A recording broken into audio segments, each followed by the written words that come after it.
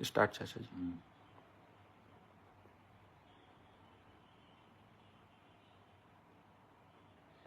मेरे प्यारे मित्रों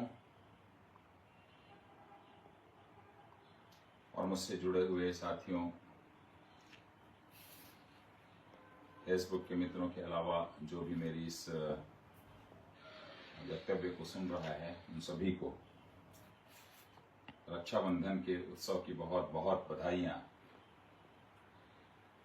रक्षाबंधन का यह पावन पर्व सात्विकता से ऐसे भरा हुआ है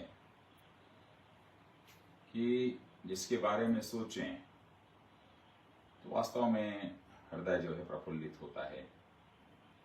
कितना सुंदर नाम है रक्षाबंधन। एक ऐसा बंधन जो सुरक्षा प्रदान करता है। और इस रक्षा बंधन में यदि देखें तो आज के समय में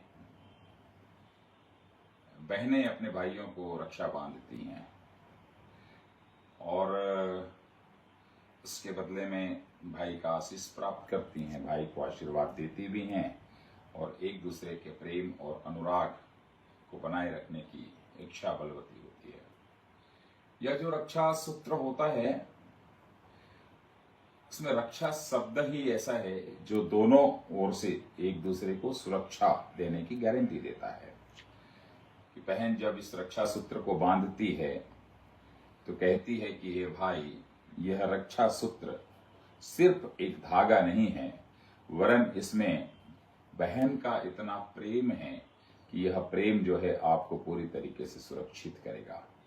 और भाई उस रक्षा सूत्र के बदले अपनी बहन को संरक्षित करने का वचन देता है।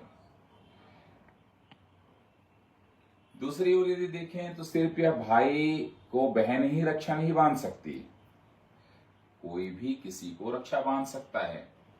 जब वैदिक रूप से भी देखें, पुराणों के रूप से भी देखें, अन्य शास्त्रों के दृष्टांतों को देखें तो भारतवर्ष का जो जितना भी त्योहार है, वह त्योहार देखिए कहीं न कहीं पुराणों में जाकर ठहरता है, कहीं न कहीं ऐसे पुराणों की कहानियों में, शास्त्रों की कहानियों में जाकर के ठहरता है। कोई भी ऐसा पर्व नहीं है जो कि अभी अभी का हो, बहुत ही प्राचीन पर्व है।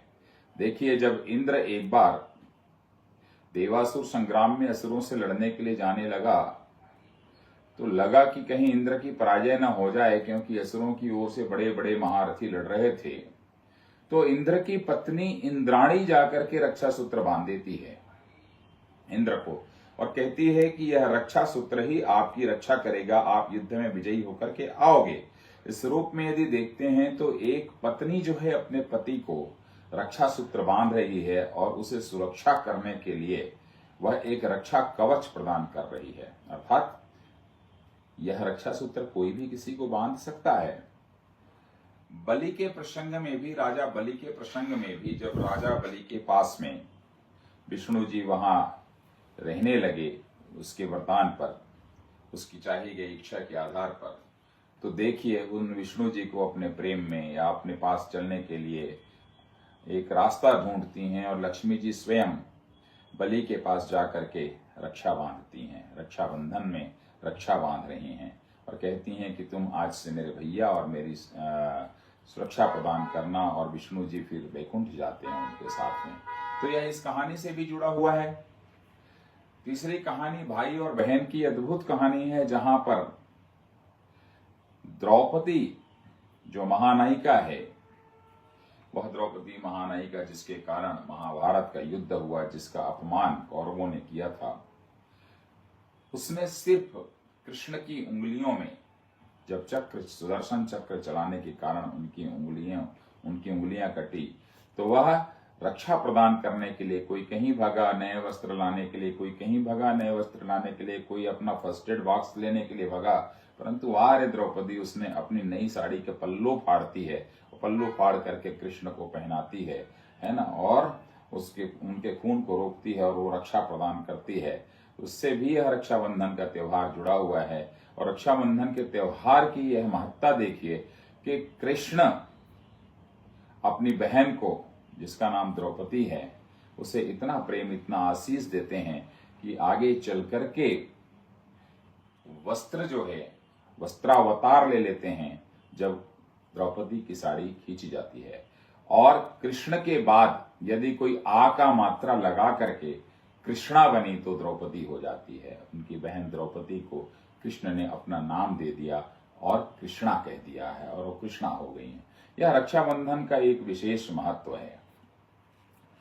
आज के समय में कृति सेनन जैसे लोग जो बहुत ही घटिया किस्म के कपड़े पहन करके अपने भाई को राखी बांधते हुए दिखाई जाती है, और भाई अभी हाथ फैलाया हुआ है राखी बांधने के लिए, तभी उसके घर का कुत्ता भौंकता है और उस राखी को निकाल करके सबसे पहले कुत्ते को पहना देती है। ऐसी विकृत संस्कृति को दिखाने वाली कृति सेनन शायद इस जो उसने अपना रील किया हुआ है और जो एडवर्टीजमेंट जो आया था उससे पहले भी शायद उसने जीवन भर कुत्तों को ही पहले राखी बांधी होगी, अपने भाइयों को नहीं। ऐसा मुझे लगता है। किसी भी नायक को, किसी भी नायिका को, किसी भी हीरो को जिसको समाज जानता है, उसको किसी भी प्रकार का रोल अदा करने से पहले अपने उस गुडविल को भी देखना पड़ेगा कि उसके ऐसा करने से उसके फॉलोअर के ऊपर में क्या प्रभाव पड़ेगा। क्योंकि वह एक ऐसी अभिनायिका है कि जिसे लोग देख रहे हैं, समाज देख रहा है। आप कुछ भी नहीं कर सकते हैं क्योंकि भारतीय संस्कृति, भारतीय सभ्यता मूल्यों पर आधारित है। यहां मूल्यों से पृथक कुछ भी नहीं हो सकता है। और आप जब एक तरीके से जब स्टार बन जाते हैं तब इसका ध्यान और ज्यादा रखना चाहिए। अब उस पर यदि कोई सज्जन आकर के कह दे कि वह उसका व्यक्तिगत मामला है, कुछ भी कपड़े पहने, आपको क्या लेना देना है, तो कृति सेनन को आप ये कह दीजिए कि आप नंगे होकर के चलें। आप रेलवे स्टेशन में नंगे घूमें, आप एयरपोर्ट में नंगे जाएं बगैर कपड़े के, आप बस स्टॉप में बगैर कपड़े के जाएं, आप रेस्तरां में बगैर कपड़े के जाएं, ये कर दें। क्या ऐसा कर पाएंगे? नहीं, ऐसा कदापि नहीं कर सकते। मैं हर किसी व्यक्ति से कहता हूं, श्री रामचरितमानस में इसका प्रसंग बहुत अच्छे से बताया गया है कि सीता जी का अपहरण करके जब दुर्दांत रावण लेकर के जाता है तो वह अपनी पहचान के लिए वस्त्र फेंकती हैं। क्यों? क्योंकि वस्त्र सम्मान का प्रतीक है कि मेरे सम्मान को बचाया जाए। एक नंगा व्यक्ति है, मैं कहता हूं कृति सेनन ही यदि कोई नंगी होकर के खड़ी हो जाए और उसे कहें कि अब तुम्हें रेलवे स्टेशन में जाना है, परंतु जाने से पहले एक ही शर्त है कि या तो आप नंगा जाइए, तो आप तो जाओगे नहीं, तो आपके सामने में 2 किलो सोना रख देते हैं, छोटी सी डल्ली 2 किलो की, और 500 रुपए की साड़ी रख देते हैं, तो आप क्या करेंगे? किसको उठाएंगे? उस 2 किलो सोने की डल्ली को उठाएंगे या 500 रुपए की साड़ी? तो हर व्यक्ति का जवाब यही आना है कि साड़ी उठाएंगे, 2 किलो का सोना नहीं उठाएंगे। यही जवाब आएगा। तो बोले क्यों आएगा? क्योंकि साड़ी सम्मान की रक्षा करेगा कृति सेनन। ऐश्वर्य सोना आपके उस समय सम्मान की रक्षा नहीं करेगा। स्वर्ण ऐश्वर्य है, वस्त्र सम्मान है, इसलिए कम से कम वस्त्र बढ़िया पहनिए। और कम से कम जब इस तरीके का दृश्य हो जिसमें राखी पहनाने का दृश्य हो, सारी चीजें इस तरीके की हो जो भारतीय संस्कृति, भारतीय अस्मिता से जुड़ा हुआ हो, वहां कम से कम इन मूल्यों का ध्यान रखना होगा। हमारी संस्कृति फूहड़ता की इजाजत नहीं देती है। 150 करोड़ जनता आपको देखेगी, आप एक कैसे सोच लिए कि यह स्वीकार किया जाएगा इस भारतवर्ष की धरती में? क्या भारतीय मूल्यों का ध्यान नहीं रखना चाहिए? क्या बाजारीकरण का जो भूत है इतना सर पर चढ़ा हुआ है? क्या वास्तव में आप आज से पहले अपने घर में कुत्तों को ही पहले राखी पहनाती थी? क्या आपकी जो माता है अपने मामा जी को राखी पहनाने से पहले कुत्तों को पहनाती थी? क्या आपके पिताजी को आपकी बुआ राखी जब बांधने आती थी तो पहले कुत्ते को बांधती थी? नहीं। ऐसा नहीं होता रहा होगा, यदि ऐसा नहीं होता रहा होगा तो ऐसा आपको नहीं करना चाहिए और किसी को नहीं करना चाहिए। यदि कोई भी व्यक्ति इस भारतीय संस्कृति में, भारतवर्ष में ऐसा करता पाया जाता है तो वह शूर्पणखा है। इसका भी प्रसंग है, वह शूर्पणखा है। तो यदि कोई शूर्पणखा बनना चाहता है तो उसके लिए क्या कहा जाए? मुझे बहुत अच्छे से याद है, जब लोक सेवा आयोग की मैं तैयारी कर रहा था तो एक प्रसंग है, सबके सामने आता है कि भारतीय एकता को चूर चूर करने के लिए लॉर्ड कर्जन ने 1905 में बंगाल का विभाजन करना तय किया। 16 अक्टूबर 1905 को बंगाल दो भागों में विभक्त होना था और इस बंग भंग की घोषणा में लिखा गया श्री रविंद्रनाथ टैगोर जी के द्वारा कि सप्तकोटि लोकेर करुण क्रंदन, सुने ना सुनिल कर जन दुर्जन, तारनिते प्रतिशोध मने जमतन, करिलयामि स्वजने राखी बंधन। अर्थात हे कर्जन, हे लॉर्ड कर्जन, जिस तरीके से तूने 16 अक्टूबर 1905 को बंग भंग की तिथि तय किया है, हम जितने भी भारतवर्ष के हिंदू धर्म के लोग हैं, माताएं, बहन, भाई, सभी के सभी एकत्रित होकर के तुम्हारे इस निर्णय का विरोध करते हैं और आपस में भाई और बहन अब मिलकर के यह तय करते हैं कि बहनें भाइयों को राखी बांधेंगी, लोग अपने अपने स्वजनों को राखी बांधेंगे और रक्षाबंधन के सूत्र से प्रेम में आपस में मिलकर के जब एकत्रीकरण हमारे बीच में होगा तब हम तुम्हारे इस बंग भंग का विरोध करेंगे। और बंगाल के विभाजन का ऐसा विरोध हुआ कि अंग्रेजी साम्राज्य की चूलें हिल गईं। यह है राखी का महत्व, यह है राखी का महत्व, जो एक राखी बांध बांध करके भारत की आजादी में अपना योगदान दिया गया, जिसका सूत्रपात बंगाल से हुआ बंग भंग के समय में। क्या कृति सेनन, आपने इस इतिहास को नहीं पढ़ा? ऐसा कृत्य करने से पहले यह भी जानना आवश्यक है कि भारत के वीर सपूत जो कि सीमाओं पर देश की रक्षा करते हैं, वे आज अपने बहनों को कितना याद करते होंगे, या बहनें उन भाइयों को कितना याद करती होंगी। कितने ऐसे भाई हैं जो बगैर बहनों की रक्षा बंधवाए इस देश के लिए अपना प्राण न्यौछावर कर दिए।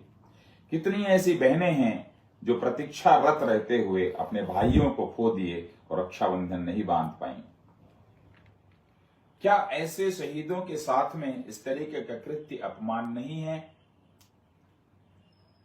कृति सेनन, ऐसे लोगों का जब प्रतिकार किया जाता है तो कुछ नालायक किस्म के लोग जो समर्थन में खड़े हो जाते हैं, फूहड़ता दिखाते हुए, उन्हें भी समझना होगा, भावी पीढ़ी को समझना होगा, युवाओं को समझना होगा। रक्षाबंधन का त्योहार नारी शक्ति से जुड़ा हुआ त्योहार है। इसीलिए हमारे यहां जैसे राम मिलेंगे आश्रम है, उस आश्रम को यदि पीठ के रूप में देखें तो हमने नारी शक्ति पीठ का नाम दिया है। नारियों के सम्मान से जुड़ा हुआ यह त्योहार है और उसमें इस त्योहार का खंडन या इस त्योहार को विकृति की दिशा में, विकृत सोच के रूप में कृति सेनन लोगों के द्वारा ले जाना बहुत ही हास्यास्पद है। यह नारी शक्ति के गौरव को चूर्ण चूर्ण करना है, नारी अस्मिता को खंडित करना है। सुभद्रा कुमारी चौहान जी लिखती हैं कि जिसकी सांसें और पसीना। सुभद्रा कुमारी चौहान, कृति सेनन जी, सुभद्रा कुमारी चौहान पढ़िए। कि जिसकी सांसें और पसीना परहित में बह जाए, अरे वही वीर मेरी राखी बंधवाने को हाथ बढ़ाए। वही वीर मेरी राखी बंधवाने को हाथ बढ़ाए। यह वीरता का पैगाम देती है, यह रक्षाबंधन वीरता का पैगाम देती है कृति सेनन। और कृति सेनन के जैसे विचारों को संरक्षण देने वाले सुनो, यह वीरों की रक्षा का सूत्र है, यह युवाओं के लिए रक्षा का सूत्र है, यह नारियों के लिए रक्षा का सूत्र है, यह सज्जनों के लिए रक्षा का सूत्र है, दुर्जनों के लिए नहीं। और तो और जब इसको व्यापक रूप से आप देखेंगे तो रक्षाबंधन के इस त्योहार के साथ में यदि कोई उपहास उड़ाता है, उस पर व्यंग कसता है, उस पर तंज कसता है,